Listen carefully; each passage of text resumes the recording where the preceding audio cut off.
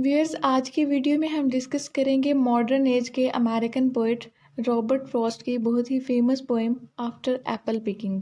ये पोएम जाहिर करवाती है कि किस तरह एक स्पीकर जिसकी शदीद ख्वाहिश होती है कि वो अपने काम के साथ इंगेज रहे, वो हमेशा काम करे, अपनी एम्बिशंस और गोल्स को अचीव करे, लेकिन वो ऐसा नहीं कर सकता क्योंकि वो बहुत एग्जॉस्टेड यानी थका हुआ होता है और उसे बहुत नींद आ रही होती है और नींद की वजह से वो अपना काम नहीं कर पाता। ये सब कुछ 20th सेंचुरी पर कमेंट्री है, यानी ये 20th सेंचुरी के हालात और वाक़यात को जाहिर करती है।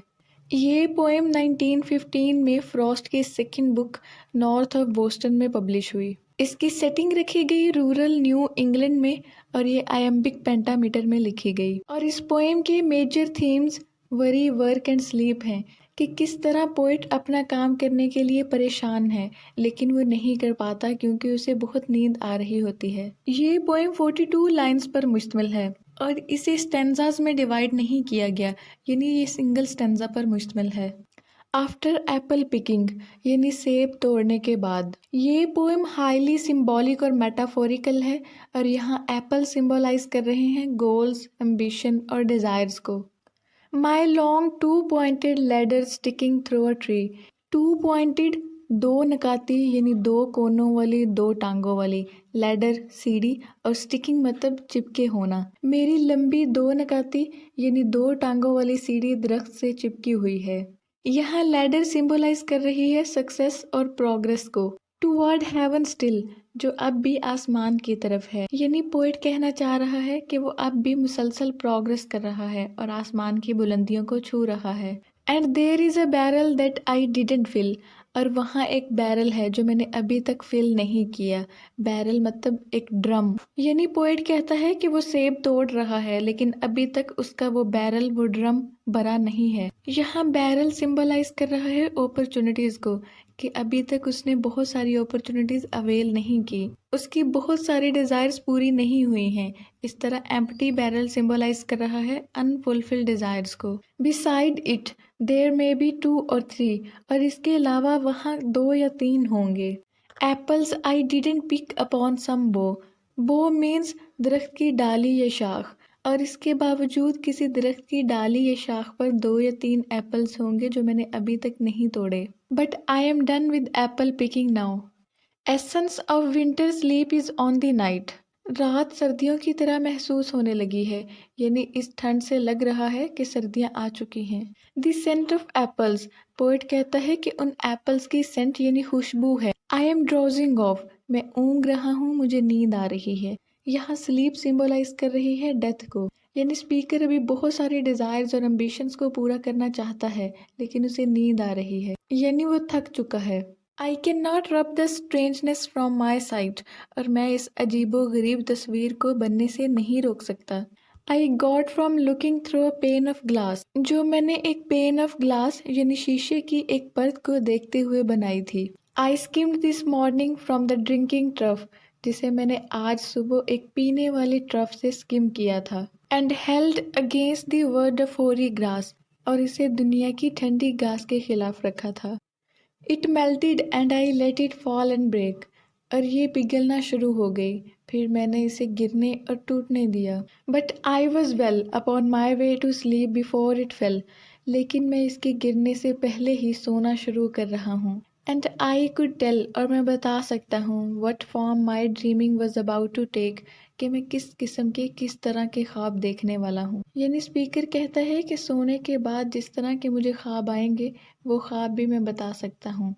Magnified apples appear and disappear, के बहुत बड़े बड़े सेब कभी नजर आएंगे और कभी गायब हो जाएंगे। स्टेम एंड ब्लूसम एंड, मैं उनके ऊपर वाला हिस्सा भी और नीचे वाला हिस्सा दोनों देख सकता हूँ। And every fleck of russet showing clear, russet reddish या ब्राउनिश रंग होता है, यानी मैं भूरे और सुर्ख रंग के धब्बे को वाज़े तौर पर देख सकता हूँ।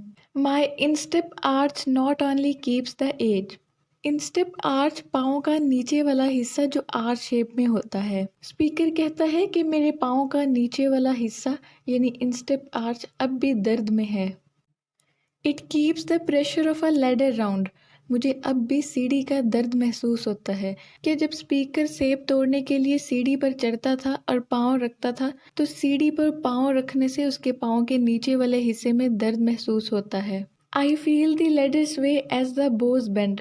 और जब शाखें झुकती हैं तो मुझे सीढ़ी भी हिलती हुई महसूस होती है, यानी वो भी शाखों के साथ साथ झुकती है। And I keep hearing from the cellar bin the rumbling sound of load and load of apple coming in. Seller एक तरह का गोदाम होता है और बिन टोकरी को कहते हैं। स्पीकर कहता है कि मैं गोदाम में सेबों की टोकरी से लड़कते हुए सेबों की आवाज़ें और गिड़गिड़ाहट सुन सकता हूँ। For I have had too much of apple picking. I am overtired. Speaker कहता है कि अब एप्पल पिक करते करते मेरी बस हो चुकी है और मैं थक गया हूँ। Of the great harvest I myself desired.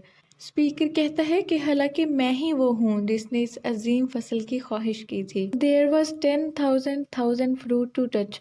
और हज़ारों की तादाद में फ्रूट थे। Cherish in hand, lift down and not let fall, जिन्हें मैं हाथों से चुन सकता था और इस बात को यकीनी बनाता कि वो ज़मीन पर ना गिरें। नो मैटर इफ़ नॉट ब्रीज्ड और स्पाइक विद स्टबल, यानी उस पर अगर कोई खराश ना होती, वो ज़मीन को ना छूता और उस पर कोई रगड़ ना होती, क्योंकि ऐसा होने से एप्पल खाने के काबिल नहीं रहते। Went surely to the cider apple heap as of no worth, तो उन्हें साइडर बनाने के लिए बेच दिया जाता क्योंकि वो कोई अहमियत नहीं रखते थे। One can see what will trouble, एक आदमी देख सकता है कि किस तरह की ये मुश्किल होगी। This sleep of mine, whatever sleep it is, ये मेरी नींद, ये किस तरह की नींद है। Were he not gone, the woodchuck could say whether it is like his long sleep. वुडचक एक तरह का परिंदा है, शुमाली अमेरिका की एक गुलहरी। स्पीकर कहता है कि सिर्फ एक वुडचक ही बता सकता है कि ये नींद किस तरह की है। क्या ये नींद उस वुडचक की नींद की तरह की लॉन्ग स्लीप है? As I describe its coming on, कि जैसे मैं पहले ही इसके आने पे बता चुका हूँ। और जस्ट सम ह्यूमन स्लीप, या फिर सिर्फ ये एक ह्यूमन बीइंग की नॉर्मल स्लीप है। स्पीकर कहता है कि इस बात को वुडचक ही बता सकता है कि ये उसकी तरह की लॉन्ग स्लीप है या एक ह्यूमन बीइंग की नॉर्मल स्लीप। व्यूअर्स, इसी के साथ ये पोएम एंड होती है। उम्मीद करती हूँ आपको समझ में आई होगी। Thank you so much for watching.